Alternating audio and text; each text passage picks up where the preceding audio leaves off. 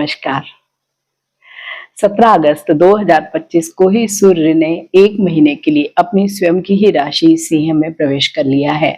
सिंह राशि स्वयं सूर्यदेव की ही राशि है और इस समय वहां पर पहले से ही केतु विद्यमान है और इसी गोचर के समय में 7 सितंबर को पितृपक्ष भी शुरू हो रहा है। केतु जो पहले से ही वहां पर बैठे हुए हैं वो सूर्य के परम शत्रु माने जाते हैं और ग्रहण योग बनाते हैं। तो सूर्य केतु की इस युति का सभी 12 राशियों पर क्या कुछ प्रभाव होने वाला है, इस वीडियो में मैं आप सबसे शेयर करने वाली हूँ। और ये जो राशिफल होगा वो चंद्र राशि पर आधारित होगा।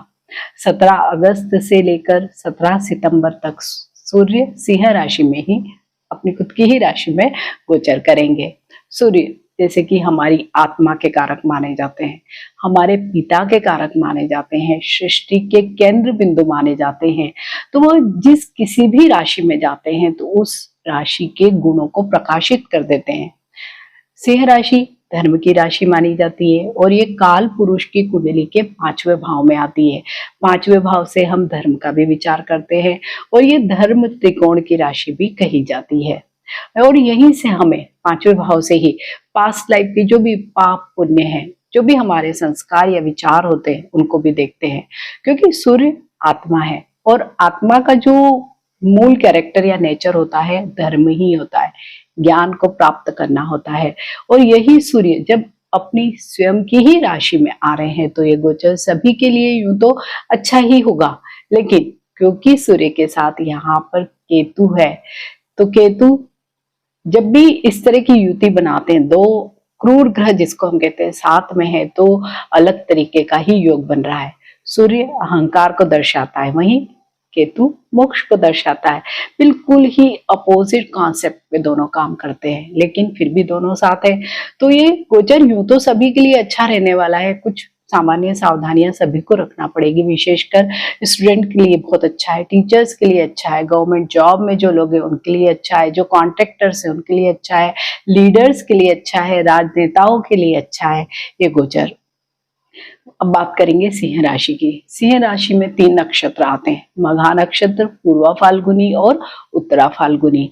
मघा का तो सिंबल ही स्वयं राजगद्दी है, वहीं पे पूर्वा फाल्गुनी एक समृद्धि देने वाला नक्षत्र माना जाता है, उत्तरा फाल्गुनी को भी ऐश्वर्य से ही जोड़ा जाता है। तो इन तीनों ही नक्षत्रों के जो भी संबंध है वो हमारे पितरों से या हमारे फोर फादर से ही माने जाते हैं, क्योंकि मघा के तो देवता स्वयं पितर ही है। वहीं पर पूर्वा फाल्गुनी की जो देवता है वो भग है और उत्तरा फाल्गुनी की जो देवता है अरिमा। तो भग और अरिमा भी पितृलोक के अधिकारी देवता माने जाते हैं। सूर्य हर वर्ष जब सिंह राशि या कन्या राशि में आते हैं तब पितृपक्ष आता है और इस वर्ष भी 7 सितंबर से ही पितृपक्ष आ रहा है।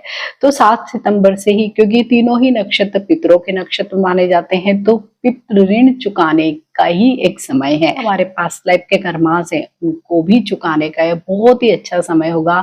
पितृ ऋण को चुकाने का एक अच्छा समय होगा। सूर्य पॉजिटिव ईगो है, यानी कि एक सात्विक अहंकार है, वहीं पे राहु नेगेटिव ईगो और केतु तो एक मोक्ष है या डिसोल्यूशन ऑफ ईगो जिसे हम कह सकते हैं वो है।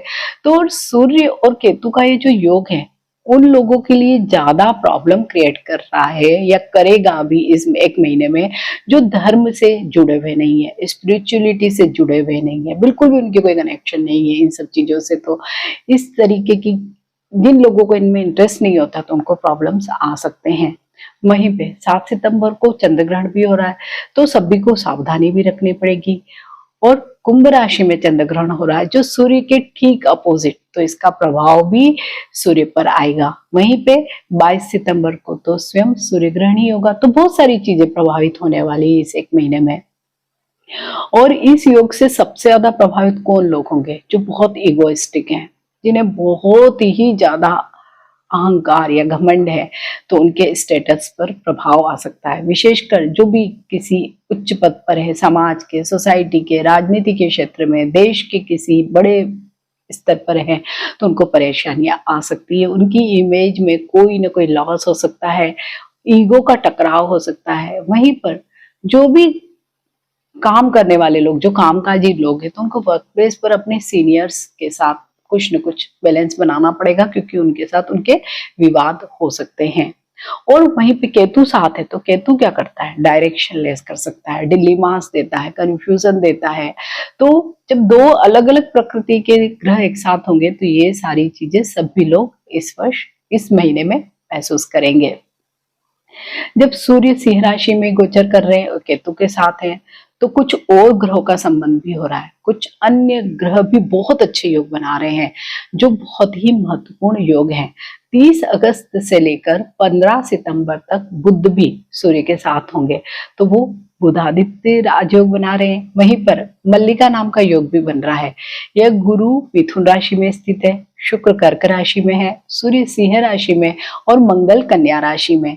तो ये चारों ग्रह मिलकर एक माला की तरह बन गए हैं, इसलिए इसे मल्लिका योग या मालिका योग कहा जाता है। ये बहुत ही शुभ योग माना गया है। इसके साथ एक अन्य योग भी बहुत अच्छा बन रहा है, जिसे उभयचरी योग कहते हैं।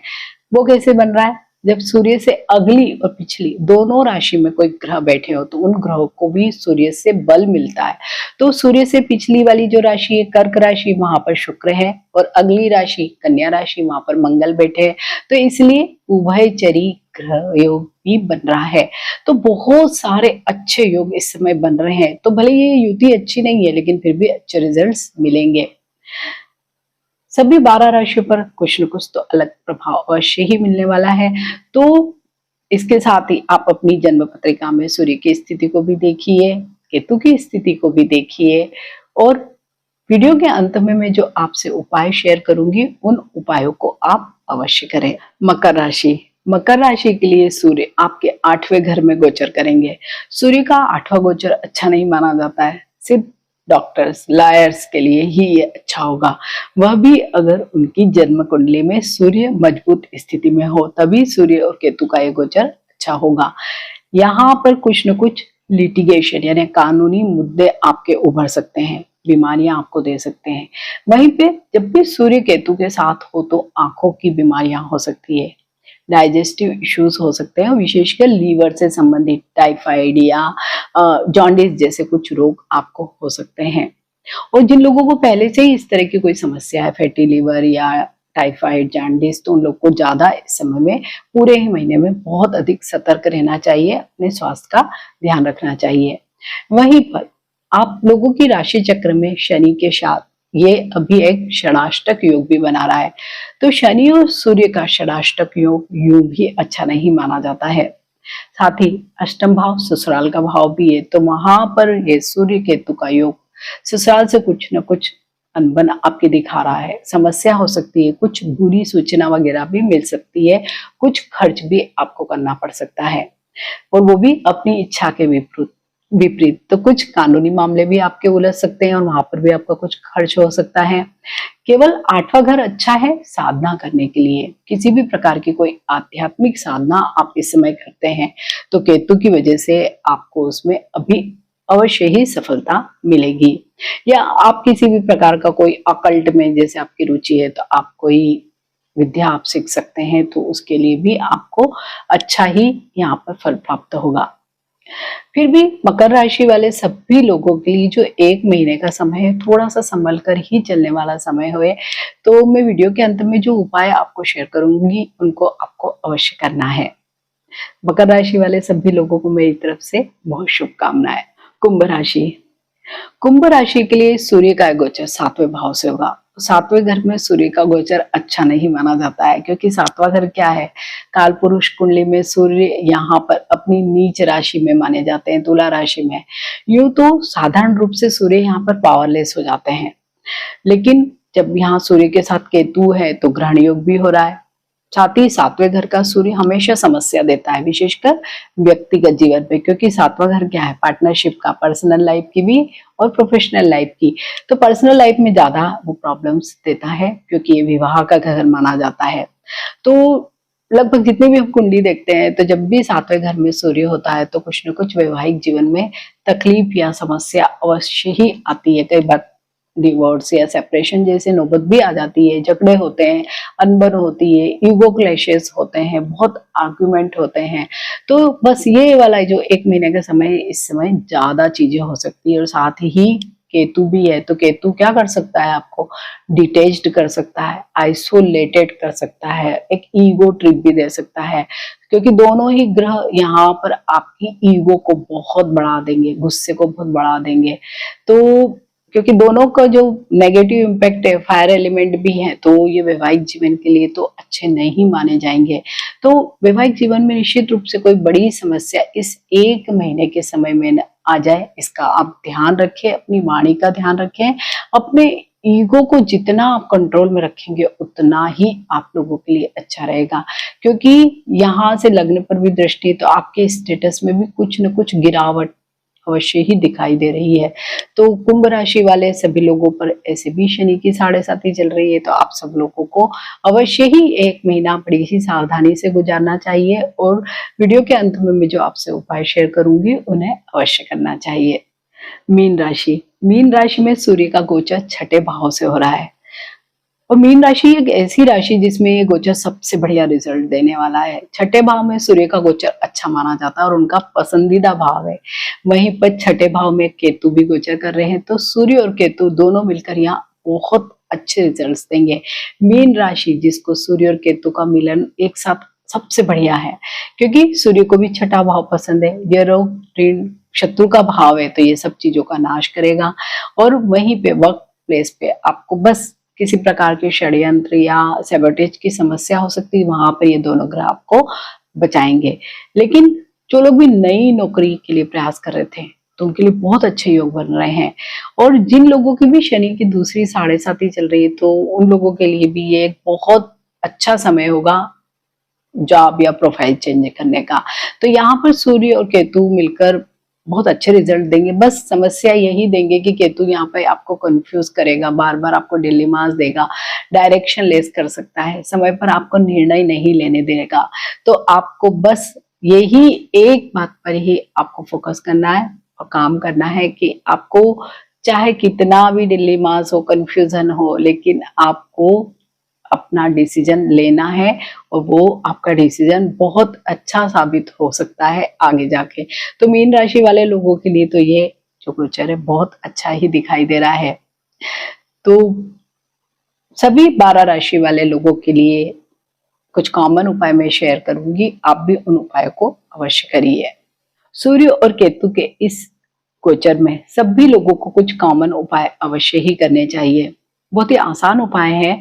सूर्य, क्योंकि ये तो प्रकृति या हमारी आत्मा का ही कारक है, हमारा सृष्टि का केंद्र बिंदु है, तो हमको सारी पावर तो सूर्य से ही मिलती है। तो बस आपको अभी इस ग्रहण योग में जो केतु के साथ युति के कारण बन रहा है, आपको पावर लेनी है सूर्य से। वो कैसे ले सकते हैं आप? सवेरे जल्दी उठिए, सूर्य को जल चढ़ाइए, तो बहुत जल्दी आप अपने आप को बहुत एनर्जेटिक फील करेंगे। और केतु क्योंकि हमें डिटेच्ड करता है, थोड़ा सा आइसोलेटेड करता है या लो फील करवाता है, तो वो सारी आपकी भावनाएं कम हो जाएगी और आप एक्टिव फील करेंगे केवल एक इसी उपाय से। इसके साथ ही आप आदित्य हृदय स्त्रोत को अगर पढ़ नहीं सकते हैं तो आप उसे सुनिए, YouTube पे कई वीडियोस आपको मिल जाएंगे, उसको अवश्य ही सवेरे सुनिए, तो आपका पूरा दिन बहुत ही ऊर्जा से भरा हुआ रहेगा।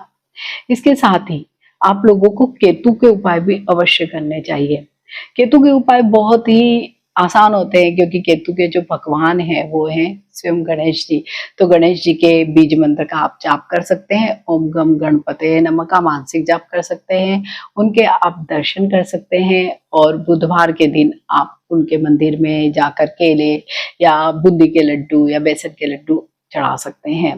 साथ ही इस समय में बस एक काम और करिए, क्योंकि इसी समय में, इसी गोचर के समय में 7 तारीख से 7 सितंबर से ही पितृपक्ष भी प्रारंभ हो रहा है और सूर्य के जो तीनों नक्षत्र है वो पितरों के ही नक्षत्र हैं। तो आपको क्या करना है, अपने पितरों को अवश्य याद करना है। उनकी जो भी तिथियां आपको याद है उन पे उनका श्राद्ध करना है, या आप जो भी उनके निमित्त जो भी बन सकता है उसको जरूर करिए। तो आप देखेंगे कि जब आपके पितृ खुश हो जाएंगे तो आपके जीवन की कई समस्याएं तो यूं ही सॉल्व हो जाएगी। आपको उसके लिए अलग से कोई रेमेडीज करने की भी जरूरत नहीं पड़ेगी। तो सूर्य और केतु की ये युति 1 महीने का ही समय है, लेकिन बहुत ही ज्यादा हैपनिंग टाइम जिसे हम कहते हैं वही है। तो आप सबके लिए अच्छा रहे, इन उपायों का आप अवश्य करें। अगर वीडियो अच्छा लगता है तो इसे लाइक कीजिए, शेयर कीजिए, मेरे इस चैनल को सब्सक्राइब कीजिए। मिलते हैं एक नए वीडियो में। टिल देन, नमस्कार।